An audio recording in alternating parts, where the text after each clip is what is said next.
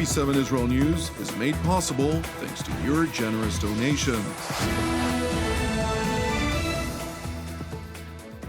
Shalom, good evening. This is TV7 Israel News broadcast to you from Jerusalem. U.S. Secretary of Homeland Security Kristi Noem asserts the Trump administration's unwavering commitment to the State of Israel. France reiterates its intention to recognize a Palestinian state. Jerusalem warns France, Britain, and Canada that any unilateral recognition of a Palestinian state may result in Israel's unilateral annexation of Judea and Samaria. Israeli diplomat Yaron Lishinsky, who was mercilessly murdered alongside his partner Sarah Milgram by a pro-Hamas American terrorist at the Jewish Museum in Washington, D.C. last week, was laid to rest in the Israeli community of Beit Zayit, just outside of Jerusalem last night. Hundreds of Israelis, including many from Israel's Christian and Messianic Jewish community, attended the funeral. Meanwhile, U.S. Secretary of Homeland Security Kristi Noem arrived in Israel at the instructions of President Donald Trump to show America's unwavering support for the Jewish state, a visit warmly welcomed by Jerusalem's leadership. I want to thank Secretary of Homeland Security Kristi Noem for her important visit to Israel. This visit, after the horrific murder of Yaron Lishinsky and Sarah Lynn Milgram in Washington, shows solidarity and demonstrates the close relations between our people. Our hearts break for this loss of young, promising lives. I want to thank you personally, Secretary Noem, and all the branches of the administration involved for the intensive investigation underway. Secretary, I also thank you for your long-standing support for Israel. Foreign Minister Gideon Sa'ar, during a special memorial event held for Sarah and Yaron in Jerusalem, continued by stressing Israel's deep appreciation for President Trump and his administration's great commitment to fighting terrorism and anti-Semitism. Secretary Noem, for her part, highlighted the American people's grief over the heinous terror attack that claimed the lives of Yaron and Sarah. Following the horrific terrorist attacks in Washington, D.C. that took the lives of Sarah Milgram and Yaron Lishinsky, President Trump asked me to come here to Israel, to stand with all of you and to honor Sarah and Yaron. Today we stand together with profound grief, and our hearts are heavy with the loss of these two radiant souls that we will no longer have with us. Their lives were so full of promise and love and dedication, and may they be an inspiration to us of how to live our daily lives as well. Secretary Noem, who upon arrival to Israel initially traveled to the western wall of Jerusalem's Old City, where she had made a prayer, reciting the words of Prophet Jeremiah per chapter 31, verses 15 to 17. Now, yesterday at the Western Wall, I prayed Jeremiah 31. Jeremiah 31 says, "Thus saith the Lord, a voice is heard in Ramah, lamentation and bitter weeping. Rachel is weeping for her children. She refuses to be comforted for her children because they are no more. Thus says the Lord to us, keep your voice from weeping and your eyes from tears, for there is reward in your work, declares the Lord, and they shall come back from the land of the enemy. There is hope for your future, declares the Lord, and your children shall come back to their own country. I ask that God may bless Israel and that God may continue to bless their families, wrap his arms of comfort around them during this time. President Trump extends his greetings and his grief to all of you, and he stands with you as we fight this hatred in the world. Also attending the memorial ceremony, Ambassador Mike Huckabee highlighted the significance of Secretary Noem's visit to Israel at a time when the country celebrates Jerusalem Day, marking 58 years since the reunification of the city following the 1967 Six-Day War. We're so very honored that the Secretary is here. To our knowledge, it is the first time that a Cabinet Secretary has been here on Yom Yerushalayim, a very significant day here in Jerusalem. And we're grateful for her presence and the fact that the President has asked her to come, not only to be here to represent him and the United States, but also to offer personal condolences to the families of Yaron and Sarah.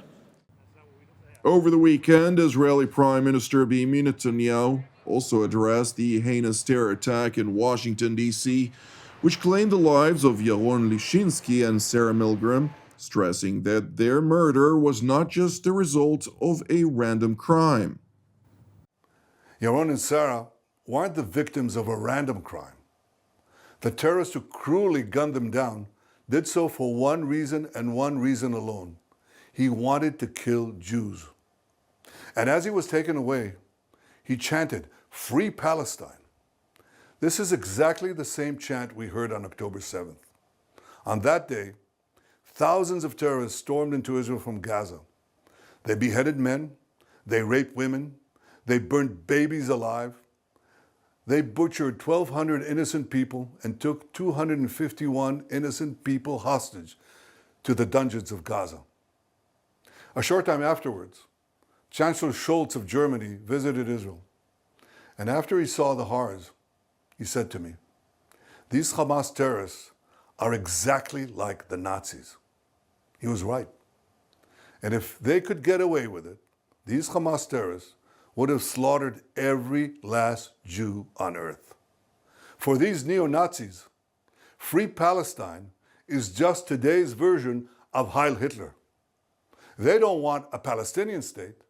They want to destroy the Jewish state. They want to annihilate the Jewish people who've been in the land of Israel for 3,500 years.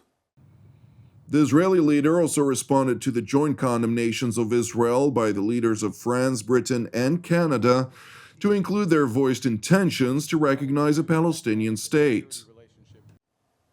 I say to President Macron, Prime Minister Carney, and Prime Minister Starmer, when mass murderers, rapists, baby killers, and kidnappers thank you, you're on the wrong side of justice. You're on the wrong side of humanity. And you're on the wrong side of history. Now, these leaders may think that they're advancing peace. They're not. They're emboldening Hamas to continue fighting forever. And they give them hope to establish a second Palestinian state, from which Hamas will again seek to destroy the Jewish state. And mind you, it's not going to be a state free of Hamas. When you establish a Palestinian state, we've seen it. The radicals take over. Iran sends them in and they take over. So don't give us this talk. It'll be a peaceful Palestinian state. It won't be. In response to the Prime Minister's remarks, French government spokeswoman Sophie Prima voiced Paris's rejection of the Israeli leader's firm reaction. La réaction est très ferme. Nous n'acceptons pas ces accusations. His reaction is very firm.